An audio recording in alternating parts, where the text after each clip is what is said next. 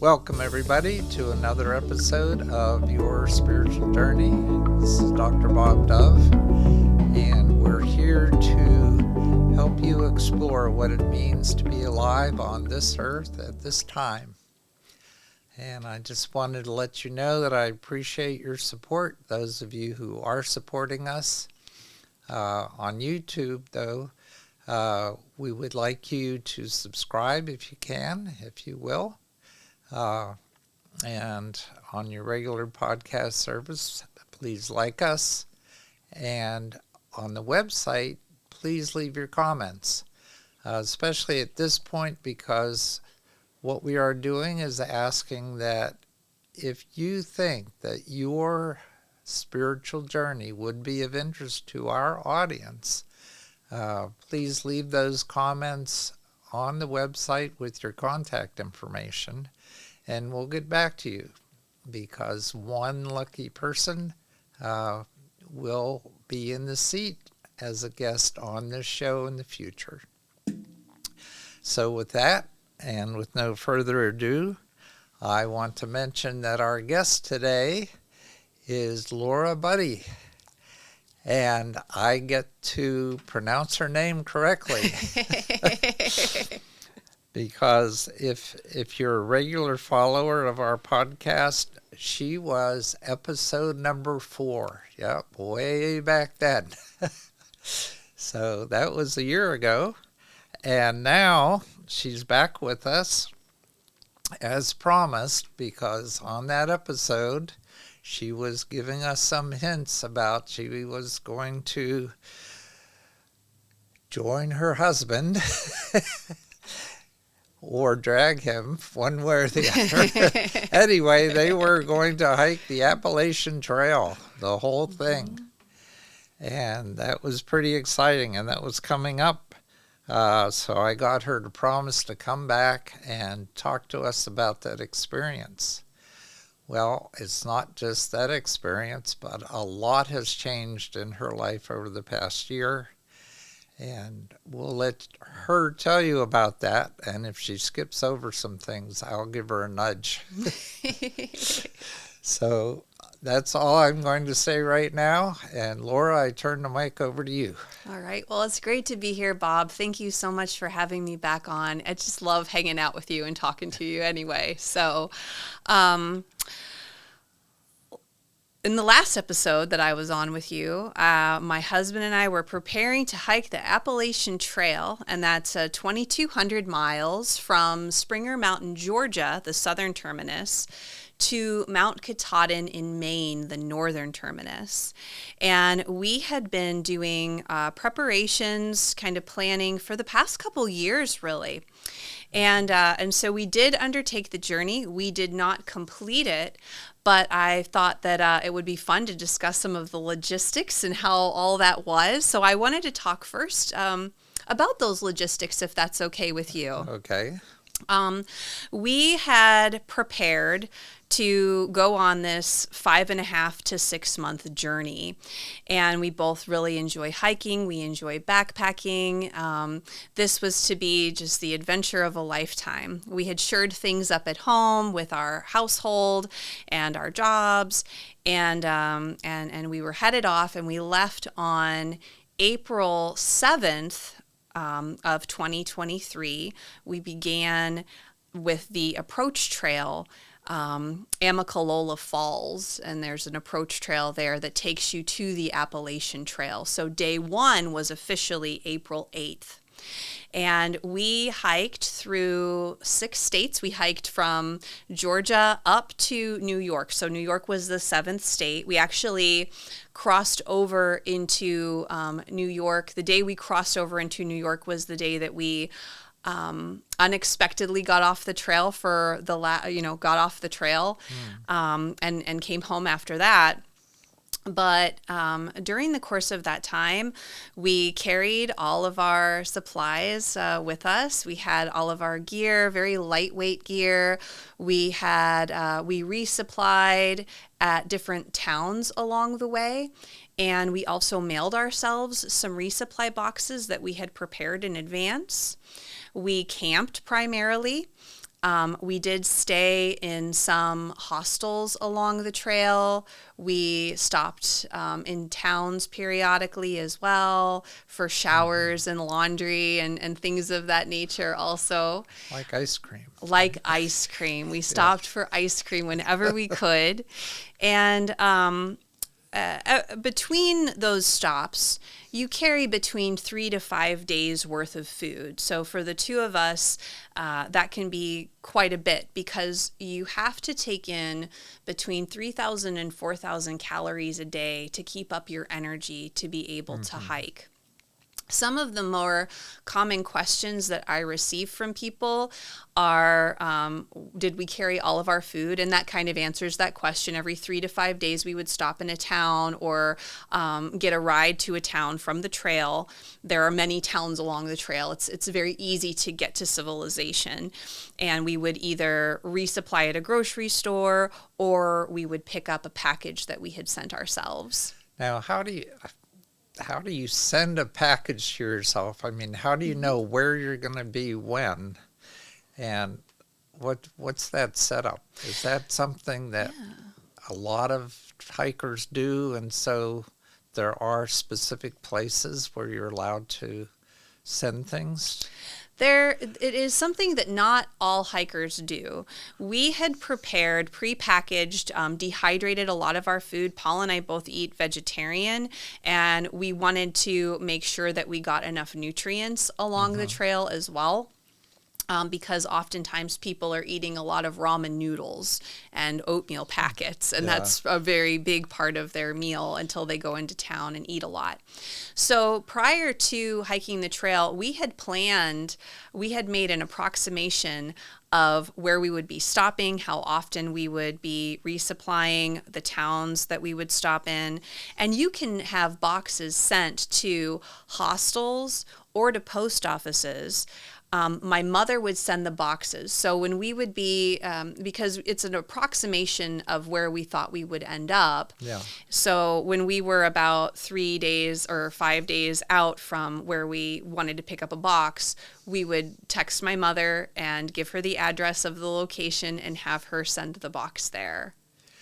So as you were going through the journey, I know that there were times when you stopped or you rested where you hadn't expected to or hadn't planned to.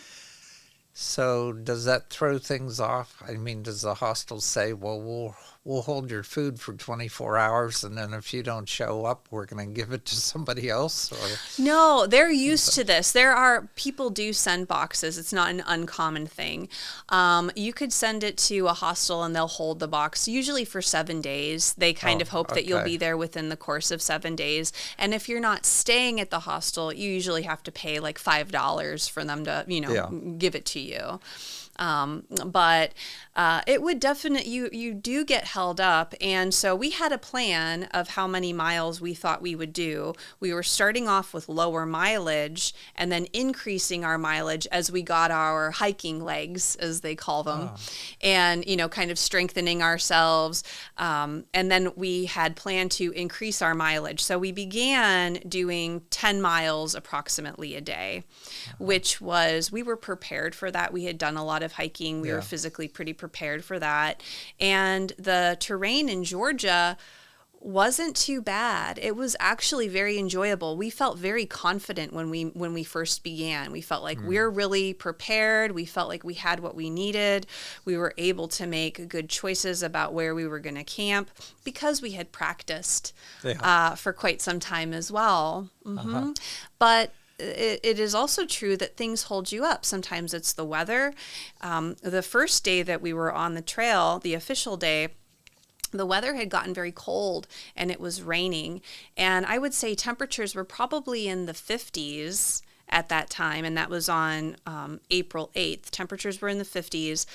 but you can't get wet. If you get wet, you risk hypothermia, and that is the most dangerous thing on the trail, really, I would say, is hypothermia. And that day we stopped early because we actually had umbrellas. We had rain gear. We were very prepared.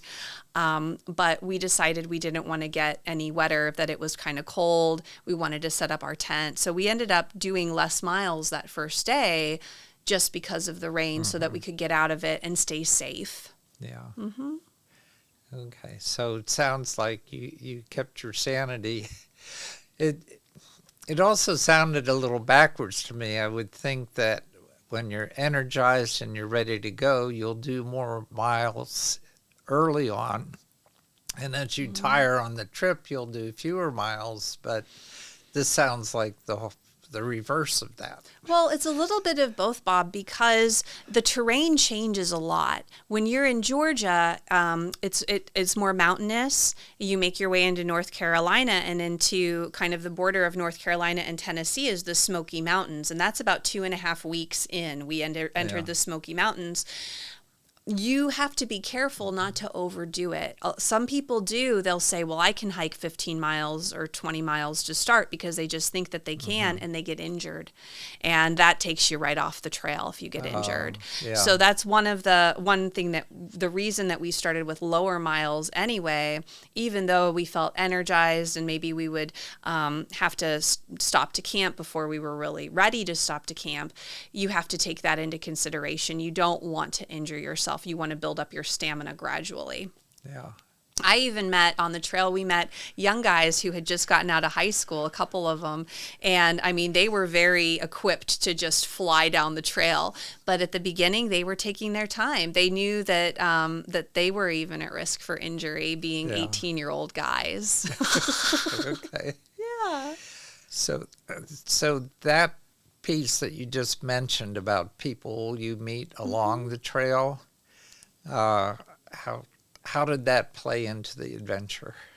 Yeah, well, the Appalachian Trail is set up so that there are shelter areas about every 6 to 12 miles. You can usually find a 3-walled structure that functions as a shelter in case it's raining. Some people prefer to stay in the shelters. And there's a water source there, and so they're set up where there's a water source that's easily accessible, and they usually have a privy as well, so like a pit toilet. Those are social hubs. Those are places. They might even have a bear box. So every night you have to hang your food over a branch to prevent a bear from getting into it. Mostly mice also. Mice get into your food as well. And so you want to prevent that from happening. But at a shelter area, you might have a big metal box that you can just put your food in, so it makes it easier as well. And those are hubs for people getting to know each other, because they're coming and they're maybe setting up their tents. There's usually tent sites, and then there's shelter space to sleep in, and there's a picnic table, and everyone comes and they're kind of getting to know each other, and we're all sort of on this similar journey. Also, hostels are a big place where people get to know each other. After our first hostel was when we completed our first week, we stayed at a hostel.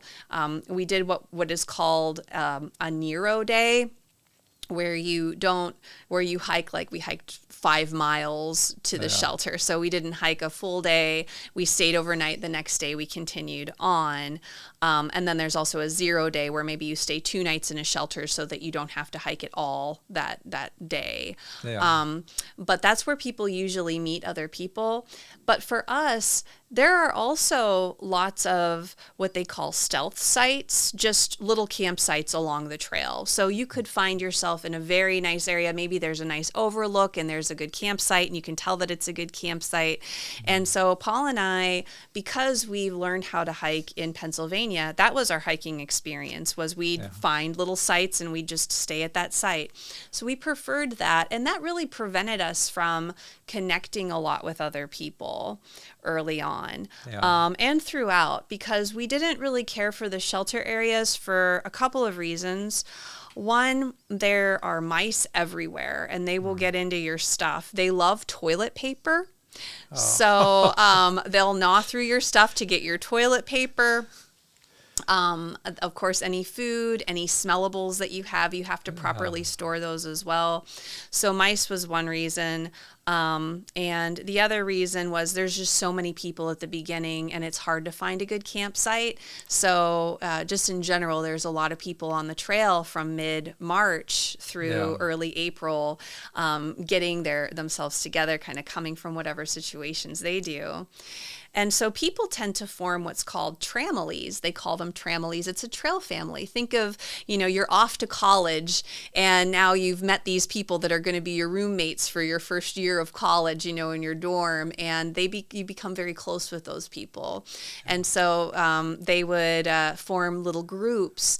And Paul and I actually met another couple that was that's in their mid-50s, and they were hiking the trail, and we met them a week in, but they were hiking the trail with their dog, and their dog would stop periodically. She didn't want to continue to hike. They eventually went home to return their dog, and then they came back to the trail, but that made it hard for us to hike together with them. Yeah. However, we kept in contact with them the entire time, just touching base, and we did get to hike through Shenandoah National Forest together as well, and that was a lot of fun. But we really didn't connect that much with other people on the trail, which is kind of a shame. That was something that I found was really lacking, because I love community and I love people, but you're either traveling faster, you're hiking faster, or you're hiking slower than the other people. Yeah.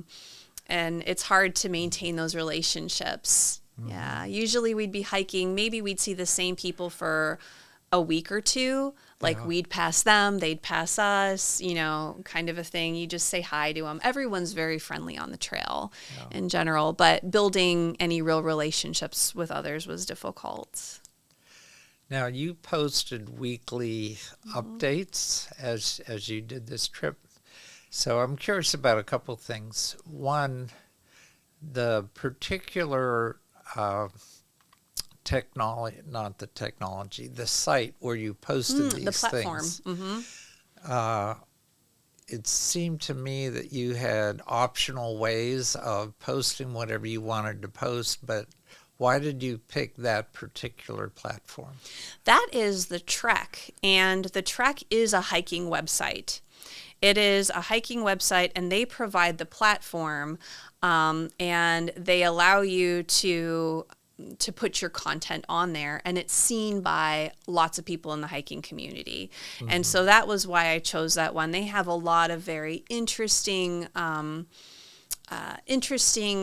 articles, and a lot of times the people who blog, there are many different hikers that blog with the Trek, and they will then continue on with the Trek with little writing gigs here and there also. Yeah. So I thought of that as maybe a possibility for myself. So I wanted to build that relationship and be in that hiking community. And I knew that it would be accessible for our friends and family who were curious about our trip, but that it would also be a good platform for others who are interested in hiking to read our experiences and see how they resonated with them. There are, I read a lot of hiking blogs before we got started on the trail. Okay, so that gave you a lot of insight into what you were getting into. Reading other people's experiences. Mm-hmm. So I'll make a note of the Trek on my website, so that people can explore that and see what that's about. Yeah. So the things that you posted on the Trek, are they archived there? Can people go back and see those? Yes. So I'll give you that information so you can share it with everyone. And they can, if they're interested, they can pop on there.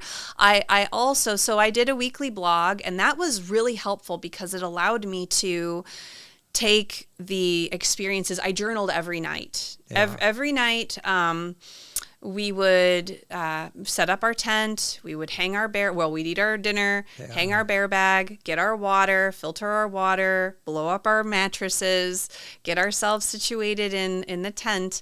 And then I would journal. I would just do it on the phone. I used the phone as my journal, which I had brought a paper journal with a pen because that's my preferred method. But there was just no way it would get laid. And sometimes I would just use the microphone and just talk about what we did. And so that was really helpful to log all of that. Yeah. Mm-hmm. Well, I know I really appreciated being able to read your weekly postings. It was great. It was great. Yeah. And the other thing that we did was that we made YouTube videos. And there are people that vlog their trail experiences. And that was something else prior to our hike that we watched several different vlogs to get an idea of what to expect in different situations. And so that was really interesting too. Looking back on it, I think we watched the vlogs of some pretty athletic individuals, and Paul is slightly more athletic than me. People who are proud of what they're doing, you know. They do, They do. Yeah, that's very true. But there were ones that probably would have resonated with me a little bit more that I discovered later on. But we didn't vlog. However, we did make little montages of the photographs and videos, and those are on YouTube. So I'll provide you with that information too, so you can share that with the viewers as well if they'd like to watch little 15, 20-minute montage of videos and from different parts of the trail. Mm-hmm. Yeah. All right. So you mentioned bear bags. Yeah. And I'm thinking of, okay, you are in the mountains, you're in the woods, and there are some wild animals out there. Mm-hmm.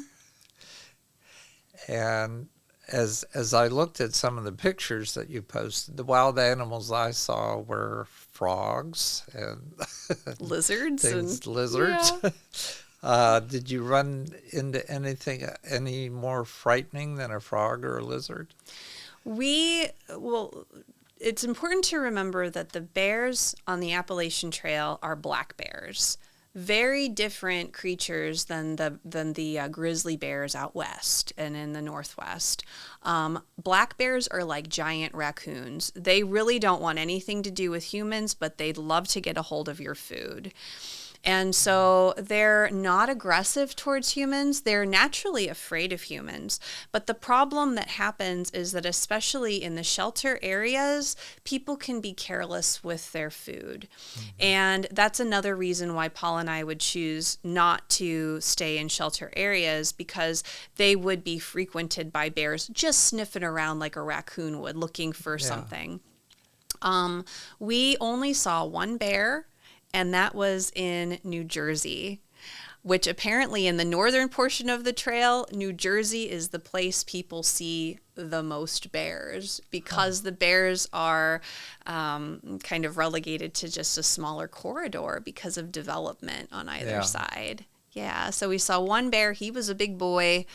It was early in the morning. That's usually when one would see wildlife, is if you're hiking either early in the morning or at night. And we had just stopped to get some water. We're hiking down the trail, and Paul was in front at that time, and he said, "Bear," and you stop and you say, "Hey, bear," and you kind of let them know that you're there so that you don't startle them. Yeah. And the bear was quite a ways away, and he didn't even look at us. He just, you can kind of make yourself big. You say, "Hey, bear," and he didn't care, and he walked away. Yeah. So the protocol is, if you do see a bear, it's important to make noise to let them know that you're there so that they're not startled by you. And you do not run away.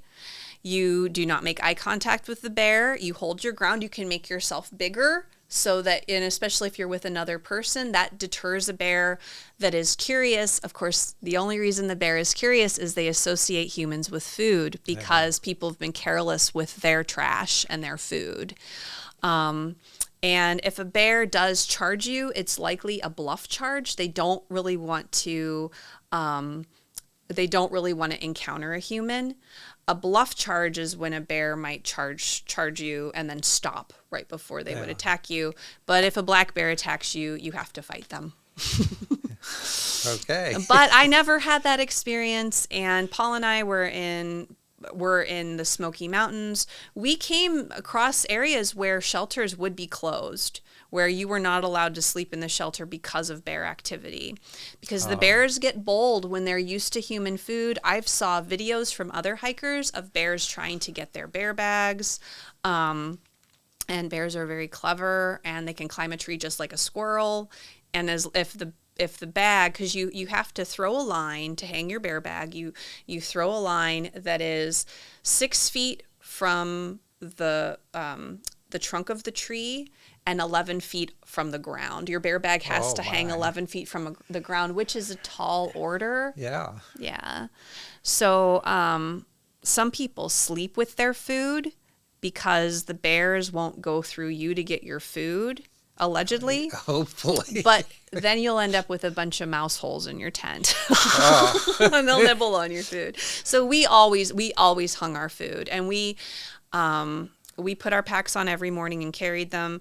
Our packs weighed, base weight is what people ask about, and that's how much your gear weighs without any food or water. My base weight was 14 pounds, and Paul's base weight was about 18 pounds. He carried a little bit more than me because he weighs more than me. He would carry the bulk of our food, and the food ends up weighing a ton. The food, when you're packing out your food, that's really where your weight comes from. And you need to carry at least 1 liter of water with you also. Sure. And that also weighs quite a bit. So I would say most of the time, or after we'd done a full resupply, his pack could weigh up to 27 pounds, and my pack weighed about 21 pounds. Yeah. So in your preparation for this, I'm picturing that you did backpack quite a bit just to get used to that weight, and so that it wouldn't feel onerous. We did. Actually, there are wonderful backpacking opportunities in Pennsylvania and West Virginia. In Pennsylvania, there's the Black Forest Trail, which is a 44-mile loop up north. It's about 4 hours northeast of Pittsburgh. Okay. And then there's the Allegheny Front Trail, the Loyalsock Trail. All of these are nice, long backpacking trails that give you between 4 to 5 days of backpacking experience. They're very remote, more remote than the Appalachian Trail. But I think even when you have a full pack with your food and your water and you're practicing, you don't really realize how it's going to take a toll on your body over the course of time. Yeah. So, for instance, we felt very confident at the beginning, and we felt like, wow, we're able to do this. And the terrain was beautiful. The trail is maintained by different hiking clubs all along the Appalachian Trail. And it's maintained very well. There are different parts that you're going to have different elevation changes, so you have to be kind of prepared for that. But I did end up hurting my foot, and I think it was because my pack was a little heavy and doing probably too many miles. I started to get tired just day after day of doing the same thing, and I started to hurt. My left foot started to hurt, and it still hurts. I probably have some like micro fractures or something in my foot. But then I started to lean on my right knee a little more and ended up doing some damage to my right knee. And those injuries played a major role in how I was feeling as we continued through North Carolina and Tennessee, through the Smoky Mountains, and made our way into Virginia. Yeah. Yeah. So this may be a difficult question to answer, but did you get a sense of the numbers of people who were on the trail at the same time? Yeah. Or is that just too hard to determine? It's hard to determine because you'll see other people at those shelter areas or at water sources or at a hostel. And it depends upon how fast they're traveling, what their plans are. during the day when you're hiking, we really wouldn't see many people at all. But I'm not sure, I really couldn't tell you exactly how many people attempt the trail now. The numbers grow every year. More and more people attempt the trail, and they come with varying experience. Paul and I were pretty experienced. I'd say that people would probably put their money on that we would make it to the end, because we were pretty experienced. I was sure you were going to make it. We were sure we were going to make it to the end. We were absolutely sure. There was no question in either of our minds. It was amazing. But then there were also other people who had never put on a backpack before. They went and they got their gear from Walmart or wherever they got it, and they were just going to do it, and I bet they made it to the end. You have to, we talk about it now, like, were we over prepared? Were we too prepared? Did we plan too much? And maybe sometimes you just can't. Okay. Yeah. So what was it that finally stopped you in New York? Yeah, so we continued on, and it started to get hot. The summertime was very hot, and the terrain was changing. For the period of time that the beginning is very mountainous, and you find your highest peak is actually in the Smoky Mountains National Park at Clingman's Dome, which is, I think, around like 6,400 feet. So you're going up and down a lot. Mm-hmm. Then the terrain kind of levels out a little bit with Virginia. There's a joke that Virginia is flat. It is not flat, but it's not quite as much of inclines and declines. And then you make your way towards Pennsylvania. Pennsylvania is also known as Rocksylvania, because there are a lot of rocky areas. Some of them are small rocks, some are larger rocks. Your feet hurt really, really bad when you're done with Pennsylvania. New Jersey is also called New Roxy, because it's like Pennsylvania. Rocksylvania is now it's New Roxy. You just get more of the same. And then once you get to New York, you start to change. You start to have more ladders, kind of metal ladders built into rocks, and having to climb up and down all day long. So it changes. The terrain changes. So wait a minute. There are actual metal ladders built into the rock. Yeah, there are places where they put them in there. Yes, there are. My goodness. And it becomes, you actually start to slow down. We had planned that we would do about 10 miles, for a few weeks, and then move it up to 13 miles a day for a few weeks, move it up to 15 miles a day, move it up to 17 miles a day, and then we were going to ramp back down 15, 10, 15, 13, 10, until when you get to New England, when you get to New Hampshire and Maine, you're usually even doing single digits, because the terrain changes so much, and it's very rocky. And more just, there's more bouldering involved, and you have your pack, and you're trying not to fall off as well. So that's kind of what the terrain was changing. We had made it through Pennsylvania, we had made it through New Jersey, and it got really, really hot, and the climbs were becoming a little bit more vertical. There had also been a lot of really bad rain that had washed out some of the state parks that the trail goes through in New York State and up into Connecticut and Vermont as well. And so there were reroutes, and they weren't really sure how they were going to reroute the AT. Was it going to be because there was so much damage in the parks? Yeah. So all of the hikers at that time were wondering, what are we going to do? Do we try to just stay the course? Another hiker had died because of the flooding, and that news had traveled down the Appalachian Trail as well, that a hiker had died because he had tried to cross what used to be a stream that had become more of a river, and he had drowned. So there was a lot of questioning how best to proceed, because when you get into these areas where the roads had been washed away in some of these parks, and we were nearing them. So this is where it kind of just, we were nearing those areas. There had been a lot of damage, and we weren't sure, well, if we make it to a crossing that looks dangerous, we have no way to get out. What do we do? Do we just sit and wait until the rain subsides? Do we backtrack? Do we take a road instead? Some people were talking about yellow blazing, which is just kind of hitching further up past those parts too. And we didn't want to do that because we'd really prided ourselves on, we put our packs on every day and we hike north, and that's what we do. So that was kind of the mindset, a little bit of challenges that were happening. I had a lot of trouble, and we'll talk more about that, but I had just been having a really hard time emotionally on the trail, probably because I wasn't able to really connect with other people that much.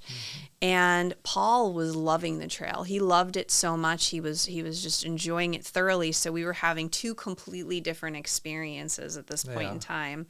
Add in the heat, add in the rain, add in the armies of mosquitoes that are just waiting for you.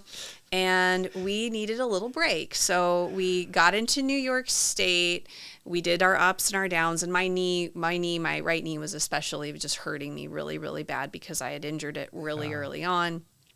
And we decided we're gonna get off. There was a hotel that was hiker friendly. They'd pick you up at the trailhead and take you back to the hotel, and that was in Greenwood Lake, New York. And so we called them, and they had a room available. And we're like, okay, if we like this place, we do know what you're getting into. If we like this place, let's take a 0 day tomorrow.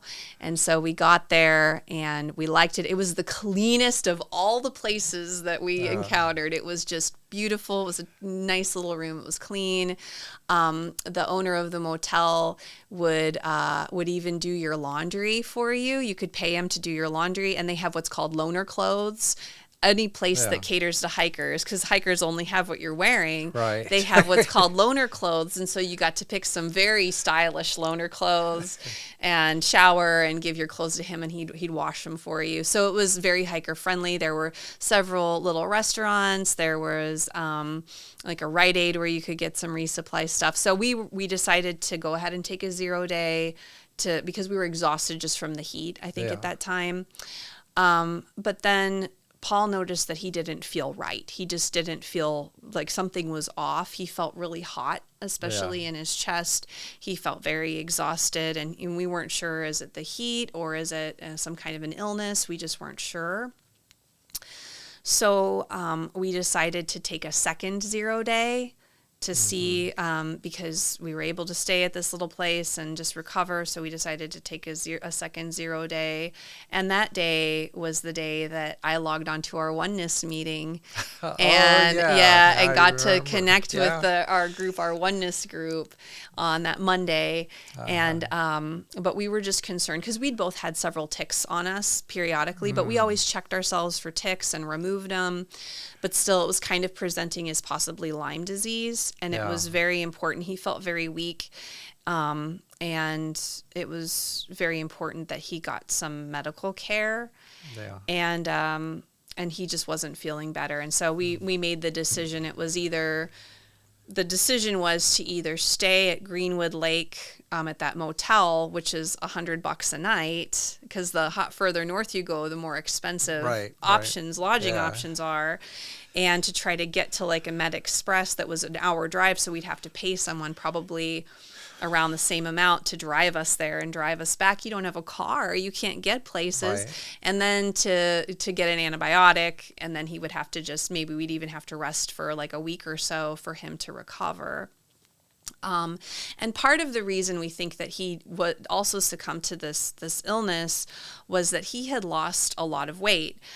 You have to maintain eating about 3,000 to 4,000 calories. Paul has a high metabolism anyway, and he had lost about 6 pounds, which he's a leaner guy anyway, and that was probably too much for him to lose. And he had lost that weight when we were in Virginia when we got norovirus. We each got to have norovirus, which is a really unfortunate experience of a stomach bug that has you, just with vomiting and diarrhea. And it's very common along the trail because hikers, they don't wash their hands, on a regular basis, and it just passes throughout the hiking community. Mm-hmm. You're really selling this as something that anybody would want to do. Would want to do it. No, but it was an amazing experience. So, but to just kind of get back to how we decided, so we'd made the decision we're gonna go home, because we didn't want to, with his weakened state, we didn't want to have to head into some of these areas where we wouldn't have been able to get out of. Right. And we didn't want to head into danger. We didn't want to put ourselves in a dangerous situation. There are some people on the trail who have nothing to lose. They might be between, a lot of them are between college and trying to find a career, or they just quit their job, or, we have a household. I have a daughter who had a daughter while we were on the trail. Yeah. So I'm a grandma now, and we have our life and our household, and I have my job. Don't forget the cat. And the cat. Yeah. And, we have a whole life, and we weren't willing to put ourselves in a dangerous situation. Sure. And so we decided it was easy, took a bus to New York City and took the train from New York City to Pittsburgh. Yeah. And then we spent a couple of weeks. We visited my daughter and my granddaughter. We visited Paul's family, and I told him I don't want to go back. Now, you skipped over the whole thing of trail nicknames. I did. Yeah. Let's talk about that. Yeah. Tell me all about that. There are trail names, and part of being a long-distance hiker is you acquire a trail name. And there'll be things like, for instance, there was a young man who we met on our first day, and his backpack had gotten into by a mouse, and they had gotten into his puffy coat, which is filled with feathers. Oh, and so his nickname became Mouse Feathers. So you find people with different nicknames, silly nicknames that you can't even know where did that come from. One was named Shroom Fire. There were usually they're just these silly little names, but then people really identify them. They become part of who part of who you are, part of your experience, part of your trail community experience. And Paul and I, since we weren't traveling with other people, we hadn't acquired names, and we had been in situations where, for instance, one night we had stayed in the Smoky Mountains. You have to stay in the shelter areas. That's a requirement for the Smoky Mountains. So we couldn't do what we usually do, which is just kind of camp wherever we want. And Paul was trying to hang his bear bag, and he was missing the whole time, and the evening was growing darker, and a whole group of people was watching him, and they couldn't even, they didn't come up with any nickname for him. Usually it comes from mishaps. Yeah. Or I have there was a woman named Chicken Mile because she had brought an entire rotisserie chicken with her. So she was Chicken Mile, or a man named Obsession because he had brought with him a bottle of Obsession cologne. And when they did a shakedown of his backpack, some places would do that, kind of look through your stuff to see what you can get rid of so that you don't carry so much weight. Yeah. They said, well, your name's Obsession now. That's just what it is. So we didn't have trail names. And one morning there was a snail on my trekking pole, and it was a very large snail. And we used my trekking poles as part of our tent setup. The trekking poles hold the tent, as opposed to having poles, in addition to that. And it's a tension tent. And the snail was right up there on the handle. And I said, well, my trail name is Snail. And so I felt like it was appropriate because I'm also slower than a lot of people on the trail, but I'm tenacious. And then the first time you encounter someone else, they'll ask you. People are very friendly. They're like, oh, hi, I'm Cookie. And you're like, I'm Snail. And the first time I said it, it felt weird. And then I'm like, nope, I'm just Snail. And it's kind of like an alias. I think for a lot of people, it allows you to feel like you can kind of do whatever you want to do. Yeah. Like you leave that other part of you behind. And then as we continued, Paul played with some ideas of what he wanted to be. And finally, because he was so consistent day in and day out, I mean, he just has a very even-keeled personality. And I was having highs and lows and just the dark night of the soul. And Paul was just steady as they come. So he named himself All Day. Because he's the same all day. He could hike all day. He could just put up with me all day. He doesn't like it when I say that, though. But that's really, that was a big part of it. So he was All Day, and I was Snail. Okay. I didn't want you to leave that out. No, you can't leave that. That That was cute. just so cute. It's I really thought. cute. Yeah. So you mentioned that you're now a grandma. I am. When you left, you were not, and when you came back, you were. This is true. This is true. Did you feel much older? I think that because I'm 41, which is a pretty young grandma. Yeah, it is. And I knew my daughter. I had already planned this trip when I found out my daughter was pregnant, and I told her, and she lives in central Illinois, so she doesn't live close to me anyway. And I told her, I still have to do this. This is something that I have to do. And she was absolutely understanding of that. And we were able to, you really do get pretty good cell service all along the Appalachian Trail, at least where we were. So I was able to connect with her. And then when she had Delilah, it made me feel like I can do this. I can finish this. And ironically, we stopped a week later. But I got to go meet her when she was just a week old, which was amazing to get to do that. Otherwise, I wouldn't have gotten to see her until October, likely. Yeah. So. Now, something else has happened since you returned, because I recall in our last interview on this show, you said something like, well, I'm never going to bother getting my Reiki master because I don't want to teach. That's not me, and that's not going to happen. And suddenly that changed. So what changed? Was it a result of something that you came to along the trail that made this difference? I had come across a woman who taught Holy Fire Reiki, which is the evolution of Usui Reiki. And it's kind of come through from master to student. Reiki's passed through a lineage. And so this is the current evolution of Reiki that is, it just felt very accessible and warm to me and this was somebody that I just encountered online, through, it's called Mainstream Reiki, and her name's Andrea Kennedy, and she makes lots of videos that are Reiki videos where she'll just offer distance Reiki to people.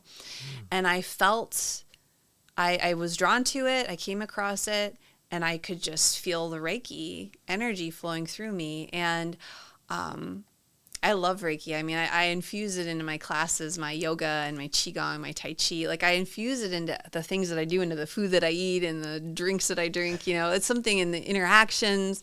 So it wasn't anything new to me to feel that sensation, but I thought I really just want to go ahead and do it. And she had a master training. It was all online, and it was the weekend before we left to go on our trip. And I felt really drawn to it. I said, I have to do this. And so I did. And I'm so glad that I did, because as we hiked and as things became difficult, just physically difficult for me, I was very tired, and I would give myself Reiki and I felt like nothing was happening. I felt, I listened to our previous conversation as well, and how I had mentioned that I always felt supported. Yeah. I felt nothing, no support from anywhere while we were on the trail. Even when we would be in situations where there'd be trail magic, you come across that sometimes. Someone at a road crossing has food for hikers or fresh water or, whatever. I just felt very disconnected, and I felt disconnected from source. But I still would recite the Reiki precepts every day. I would still visualize the symbols and intend Reiki even though I wasn't feeling it. And I did that every single day of the 100 days. So do you want to share the Reiki precepts with the audience? Yes, I do. Okay. Just for today, feel no anger. Just for today, have no worries. Just for today, show gratitude. Just for today, be diligent in all undertakings. Just for today, treat others with kindness. And I'd recite them every day. And even though I was struggling with, it was kind of a cleansing, kind of a purging that was happening to me, and everything had to be stripped away for that to occur. Yeah. And it was quite transformative. And then when we returned from the trail, and I told Paul, we had talked about how can we get back to the trail, what's our plan once he got treated for Lyme disease, were we gonna, just head right back out, what did we want to do? And I told him, I just can't, I have to stay here, I have things to do. And I had never intended on leaving my work. It was a different experience for him than it was for me. He had actually left a career that he was no longer interested in, and I have spent the past several years kind of building what I love to do. Yeah. And I had to put it on hold, and I was happy to do that. I felt really drawn to do it, but I needed to come back. I felt this really huge pull to return, and I really feel like Reiki supported that transition because opportunities started presenting themselves exponentially as soon as I returned, and I've been able to resume classes and teach new master students and teach Reiki students and teach yoga and Qigong and have new locations to teach, new people coming in, and I mean, all the possibilities, everything is so beautifully just working right now. And I think that was because I had to be able to kind of strip myself of some stuff and feel that sense of disconnect. Yeah. Yeah. Well, that brings up the synchronicity of returning to places from your childhood. Yeah. And in more ways than one. So we did get a little preview of that in episode 4, when you talked about the fact that you were able to take some classes right across the street from Pittsburgh Theological Seminary, which is where you had a home for a while with your father. So maybe you could talk about those synchronicities that have popped up now. Oh, I'd love to. Yeah, my first memories were from the Pittsburgh Theological Seminary. I was about 2.5 when we moved there, and I remember that space. I remember the smells. I remember the layout of the buildings and everything. And I had done a Reiki 1 and a Reiki 2 and Qigong training in a building across from there. Well, I had a friend of mine who I worked with at the Pittsburgh Center for Complementary Health and Healing. She had gone out on her own and established a space right across the street from the Pittsburgh Theological Seminary as well. And so I was able to, she invited me, she just said, I just really need your energy there. I know she had followed me on the trail and was very excited about my experience. She herself she used to be an avid hiker and backpacker as well, so she felt a lot of connection, a lot of kinship, as people do when they have a similar hobby. And she was like, I really would love to have your energy here. And when I came to this space, it was perfect, and I can look out the window and just look right at the seminary from there. And so that was beautiful. I can park in front of our old apartment building. We lived in apartments provided by the seminary, and we lived there, and I remember it.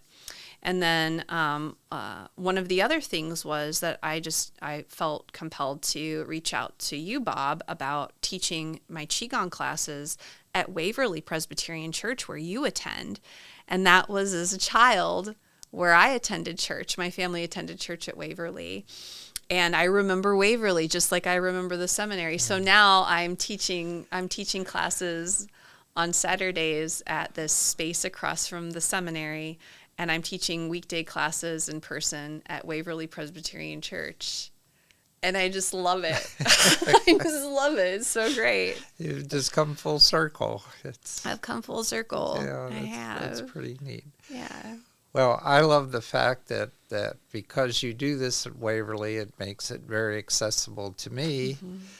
And I'm not only able to take Qigong with you there, but we do some Reiki offerings at Waverly. And I get to go to your old haunt across from the seminary because I'm one of your Yusui Holy Fire Reiki Master trainees. Yes, so great. It's just all marvelous. And I know that in our first interview I talked about being such a fan, but that hasn't changed. That hasn't changed a bit. So you've given a description of this trek on the Appalachian Trail, mostly from a technical perspective.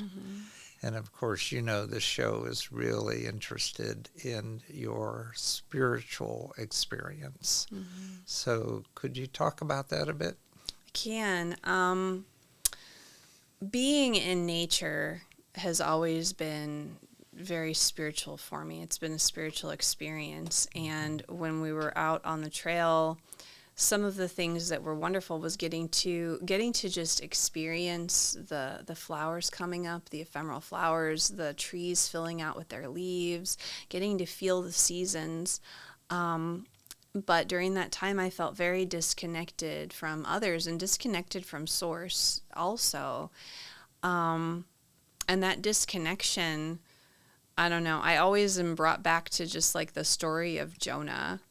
And the story of Jonah in the Bible, where Jonah is like given a job by God and says, no, I'm not going to do that. I'm going to do something else, and has to then be disconnected to some degree until he decides to go back.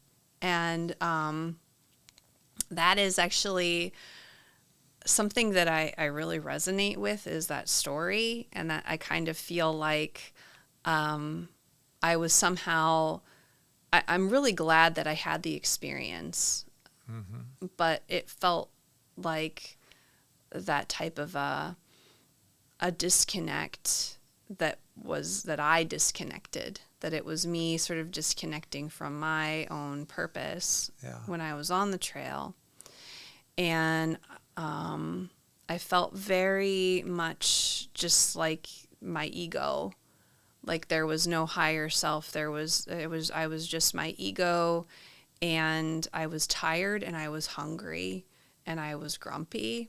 And then there were times where it was amazing, where I would look out at a beautiful sunrise. There was one place that we found to camp where there was, the wind was so cold on balds. There's on tops of mountains that don't have any trees, those are called balds, and it's very, very cold because the wind just is like a freight train. And we found a place on a bald where you could hear the wind, but it wasn't hitting this one spot where we put our tent. And so all night long I kept waking up because I would hear it, because I was used to the sound of the wind like a freight train, but it never hit our tent, just because of the way that the dynamic of everything was. And in the morning, the sunrise was the most spectacular sunrise I've ever seen in my life. And it was just, and then you say to yourself, this is creation. I'm so connected to this. And then as soon as we started walking, the wind started hitting me again. And I was like, I hate this. I am awful. And just kind of, what's wrong with me that I can't enjoy my life right now? That was, I think, a very interesting, a very difficult thing to deal with. And as I said, throughout the journey, every day I recited the precepts, and I would bring Reiki to my mind, and I would envision just sending Reiki energy to different situations maybe from the past or different people. You know, my daughter was pregnant. I was concerned with her. My mother was staying at our house, but she was having some different issues, so I was concerned with her. So I was constantly sending Reiki energy to them as well, and to myself and to Paul. And my relationship with Paul has always been a huge stabilizing force for me. When he's all day, he's very consistent, but we were having very, very parallel experiences, and we felt very disconnected from each other as well, and that was so hard. That was very hard because he's my best friend and we had decided to do this together. So I had a lot of questioning as to why have I put myself in this situation? What am I doing? Why are we here? What is the point of this? And I would ask myself that question a lot. So it was very much a kind of dark night of the soul time on the trail spiritually. And now that I've been spat out by the fish. Back to Jonah. Yes. Now that I've been spat out by the fish, I'm feeling that connection again, stronger than ever. Wow. And I'm realizing that I just have to continue to grow. That there's no stopping. There's no, okay, well, you've made it to this point. Congratulations, you've done it, and here's your diploma for you're okay now. And you're, there's no completion. There's no perfection. There's only practice. And so it's left me with a feeling of being more patient than I've ever been in my life. Mm-hmm. I feel more patient. I feel more relaxed. Paul and I are working through our growth because he's growing in a different direction. I mean, we're growing together and we're supportive and we have a very stable connection and love for each other. But now he's in a part of his life where he needs to be able to explore his baking and his music and just different things that he's doing, which is beautiful that he didn't have in the corporate world. So, really that connection with other people, my connection with you and my connection with different other, what I call light workers, other people that we're here to work on a subtle level and to encourage each other. I just feel the greatest connection I've never felt before in my life. So after that period of feeling completely disconnected, I feel more connected than ever and more patient. And more authentically myself. And I can see my ego a little bit better because the ego is a great servant and a poor master. And I can see when my ego's getting in the way out of impatience or wanting things to be just so, or planning and saying, well, my plan should be this. And I just put it off to the side and I say, it's okay. You just hang out right there. We got this. And just to be in the present moment. I don't know if that's helpful. Yeah, well, one of the things that you've taught me with Holy Fire Reiki is the idea that, sure, you get the ignition, but then it takes a while for it to take hold and for you to really experience what that is. And it sounds like you got your ignition just before you went on this trek. Yep. And so you had things that you had to expel and get rid of in order then to have the good stuff come back in and expand. Absolutely. That's exactly how I feel, yeah. Yeah. Mm-hmm. So you taught me that. Excellent. I'm so glad. And I'm glad that and it's so true that we just need to be patient with ourselves. Yeah. We have to be patient with ourselves, even when we're in situations where we're not sure what to do. And it's like, well, I need to hurry up and make a decision. Just be patient with yourself. Yeah. Oh, yeah. Okay, I've just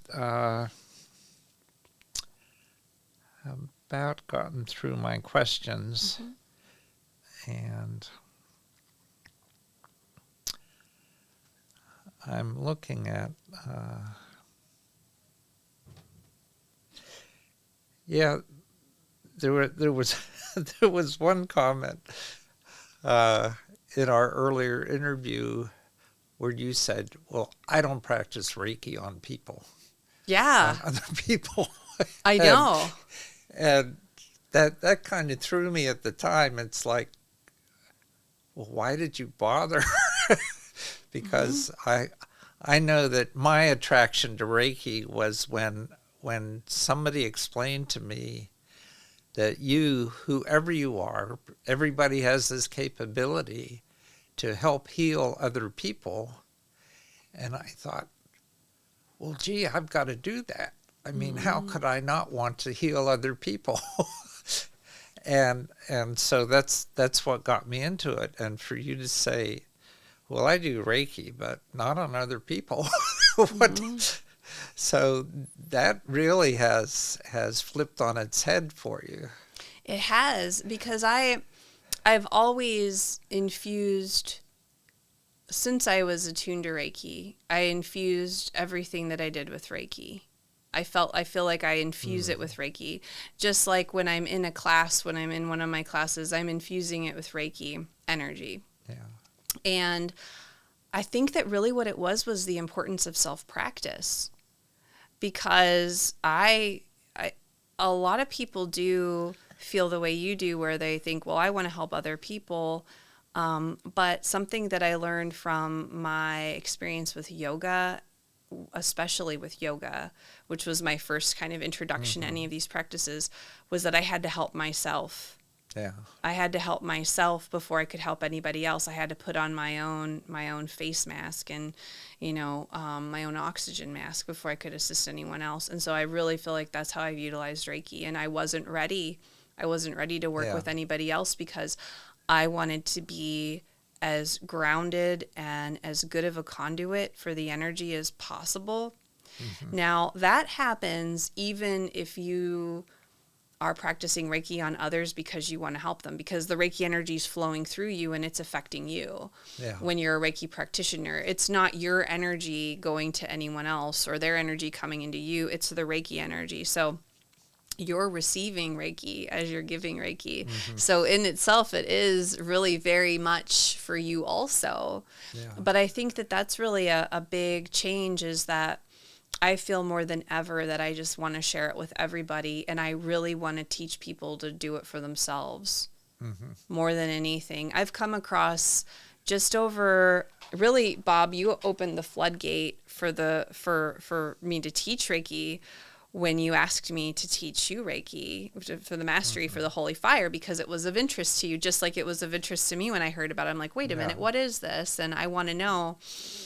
And, but since then, it's just exploded for me. I just feel so called to especially teach others Reiki. Reiki 1, I don't care if you want to go no further than that, but just learn Reiki 1, understand that you have the ability to invite this energy to support you in your healing, to do whatever you need to do, and that's going to affect the world around you. Yeah. I feel that that's a huge part of my calling, is to encourage people to take care of themselves, because we're a microcosm of the macrocosm, and the world needs us to heal ourselves. Yeah. Because the world needs to heal, and that's the best way to do it, is to offer yourself Reiki, to bring awareness to your breath, to do things to make changes in your own habits, to observe yourself with honesty, because healing is pure grace.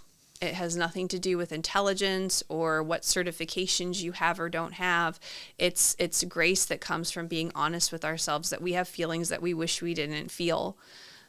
As I was on the Appalachian Trail, it wasn't what I had hoped it would be, but I still hiked 1,375 miles of Yeah. it, forcing myself to do it, wishing that I could change who I was, but I had to be honest with myself about who I am and how I felt. And that's rough stuff. Yeah. But once you can do that work, you can allow yourself to process and to digest how you feel, to digest your emotions instead of holding on to them, and then they're more easily released.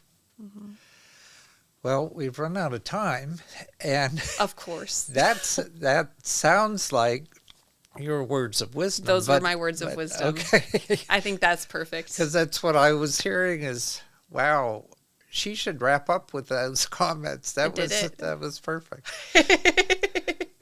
So if you don't have any other words in your pocket, perfect.